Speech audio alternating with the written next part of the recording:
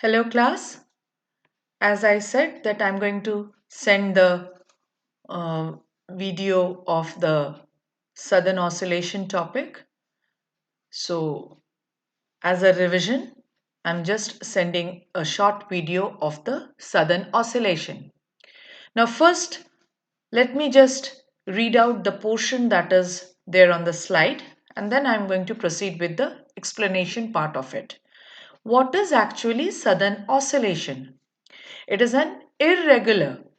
Here just pay attention to the word.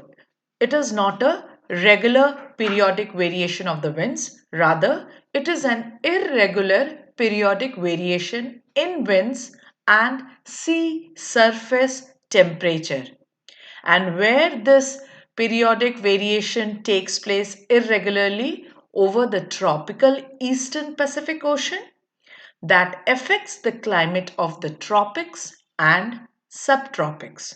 That means our country is a tropical country. So, as the irregular periodic variation takes place in the wind directions, and it is accompanied with the change of the sea surface, so tropical, and that is specifically over the tropical Eastern Pacific Ocean, it also creates an impact on the tropical Eastern Indian Ocean. And when we are saying about the Indian Ocean, that means it is creating an impact over the Indian subcontinent also. So now, what is so? The so is the accompanying atmospheric component coupled with sea temperature change. Now, the periodic change in the pressure condition over tropical Eastern South Pacific Ocean and tropical Eastern Indian Ocean is termed as Southern Oscillation. Now, this is the definition. Now, let me just explain this entire thing by using the map. You can see this map. Okay. Now, we got the two sea surface temperature conditions were changing place. We got this. We are getting that one is tropical Eastern South Pacific. Now, South Pacific, this you can see this is the Pacific Ocean.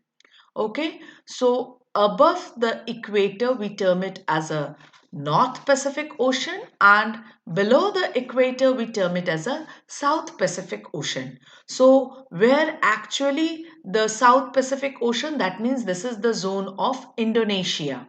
Okay, this part is the Indonesia. Here we term it as a tropical Eastern South Pacific. You can see the cursor that is moving around over here. That is tropical Eastern South Pacific. And tropical Eastern Indian Ocean.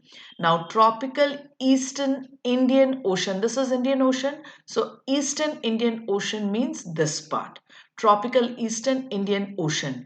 This is actually where the temperature condition is changing irregularly, that is, the sea surface temperature changes. Now, this change, when there is a change in the sea surface temperature, what is the resultant? The direction of the wind changes. Now, why do you think so? The direction of the winds will be changing because the winds are directed by the or it is influenced by the change in the pressure condition. So, when the temperature condition will change, obviously it will create a change in the pressure condition. So, what is the normal pressure condition? Tropical Eastern is a zone of low pressure, that is Indian Ocean is a zone of low pressure, and this is the zone of high pressure. Okay, tropical Eastern South Pacific, normally it is a zone of high pressure, and tropical Eastern Indian Ocean is normally a zone of low pressure. So when there is a irregular variation, before going to this, let me just say the thing that when this is a zone of high pressure and when this is a zone of low pressure, so winds are moving from high pressure to low pressure.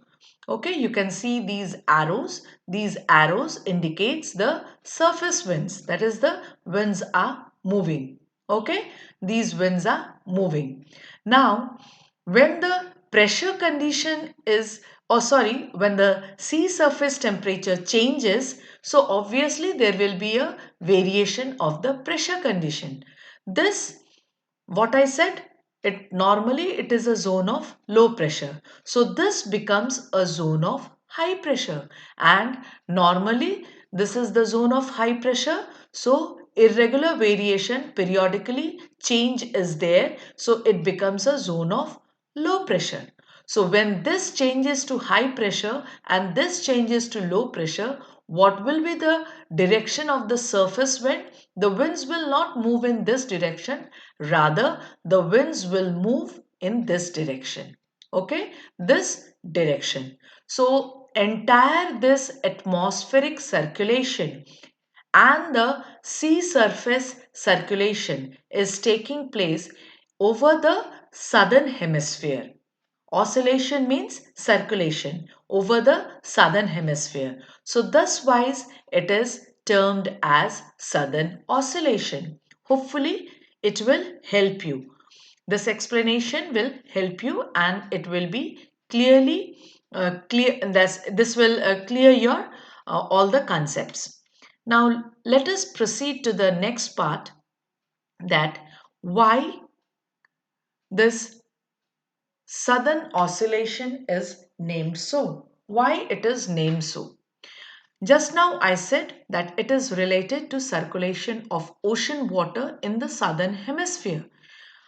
Specifically, below the equator region, we have seen that either it is in the Indian Ocean or it is in the South Pacific Ocean. The circulation is taking place over there. So it is named as so it got it has been using the word southern over there, and as it is related to the circulation, so it is termed as oscillation. Secondly, the circulation is taking place when high pressure of the tropical eastern South Pacific and the low pressure of tropical eastern Indian Ocean gets reversed. Hopefully now it is clear to you. It just get reversed. Indian Ocean is a zone of low pressure and South Pacific, Eastern South Pacific is a zone of high pressure. So winds are moving from South Pacific to Indian Ocean. This is the normal condition. But due to irregular variation, the entire condition get reversed. And southern oscillation is caused by the interaction between the atmosphere and the ocean. Why it is so? Because when the surface temperature, that is the sea surface temperature, is changing, there is a change in the sea surface temperature. Obviously, there is a change of atmospheric pressure. If sea surface temperature increases, the pressure will reduce, or it will get a low pressure zone. It will get transformed into a low pressure, and just the vice versa. If the sea surface temperature decreases, the atmospheric pressure will increase. Okay, so it is an interaction between the atmosphere and the ocean. So hopefully what is southern oscillation is clear to you now. Now let us proceed to the next part of it. Next is El Nino. What is El Nino? So let us proceed with the explanation part of El Nino. Then I'm going to explain it with the help of the map. It is a climate cycle in the Pacific Ocean. Again, the whole thing is related to Pacific Ocean. Now, El Nino is a Spanish word which means baby Christ. Okay, now Pacific Ocean, here everything is related to southern specific part, okay, southern continent. And the southern continent during the that is, and the whole thing is, this entire phenomena is during the winter season. So the southern continent during the winter season, it is having the summer season, and that is the Christmas season. So that is why the whole thing takes place during the winter season of the northern hemisphere, and the southern, that is summer season of the southern hemisphere. Okay, so that is why it is termed as El Nino, which is a Spanish word, and it is named as baby Christ. That is the meaning of the word El Nino. Now, what it is a warming phase, that is the periodic development. Here, the word is periodic, it is not a regular one. Periodic development of warm ocean currents replacing cold ocean currents. Okay, now, normally, when there is a place where the cold oceanic currents exist, due to certain reasons, it is being replaced by the warm oceanic currents. So when this replacement is there, it will change the sea surface temperature, and obviously when the sea surface temperature get changes, the atmospheric condition will change, and it will also affect the direction of the winds. So the cycle begins when water in the tropical ocean shifts eastward along the equator towards the coast of South America, that is Peruvian coast. Now, the cycle begins when the water in the tropical ocean shifts eastward. Now, why the water of the tropical ocean shifts eastward? Because, as I said, what did I said? That in the southern continent it is a summer season, and when it is a summer season, the winds will be guided by what? The winds will be guided by the easterlies. Okay, so they are moving towards the east. They are moving towards the east. So from the tropical ocean, the winds which are from, that is along the equator, when they are moving towards the east, they move towards the coast of Peruvian. Now, the tropical ocean along with the equator, at that place, the temperature of the currents, oceanic currents, is high. That means they are warm oceanic currents. So, when they are moving along to the coast of South America, over there, it is normally a cold oceanic currents. But when it is being guided by the easterlies, those cold oceanic currents are getting replaced by these warm oceanic currents. And due to increase in sea surface temperature, what is the resultant? The trade winds weaken up. Now let me just explain this whole thing with the help of map. Now you can see this is a Indian part. The word Indo means Indonesia, and this is Eastern Pacific, uh, that is current or the oceanic area. Okay. Now what I was saying, that the tropical eastern. Now, as you can see, it is just a normally if we see the world map, we are having South America location is over here, and our Indian subcontinent location is on this eastern side. But here the we got a image from the globe of it, but it is having a two-dimensional figure. That is why the position is just reversed over here. So I'm just explaining it in this order, that, or else I'm just taking another map. Just give me a minute. I'm taking another map. Here you can see, here also it is the same thing, where you will be getting a clear picture of the El Nino. Now these red arrows are indicating the that is warm oceanic currents, and the blue one is indicating the cold oceanic currents. Now, these are moving towards the these warm oceanic currents are moving towards the east. Now, when these warm oceanic currents are moving towards the east, what is the resultant? The sea surface temperature of this part is increasing. And when the temperature of the sea will increase, what will be the resultant? The pressure condition will become low. And when the pressure condition will become low, obviously it will means not in our Indian part, it is gradually when this warm oceanic currents is going away from our Indian, that is our Indian part, and it is going nearby that South America, and that place will be replaced by this cold oceanic currents. So what will be the resultant? In this part, the temperature condition will increase, and in this part, the temperature condition will reduce. So when the temperature condition will reduce, what will be the resultant?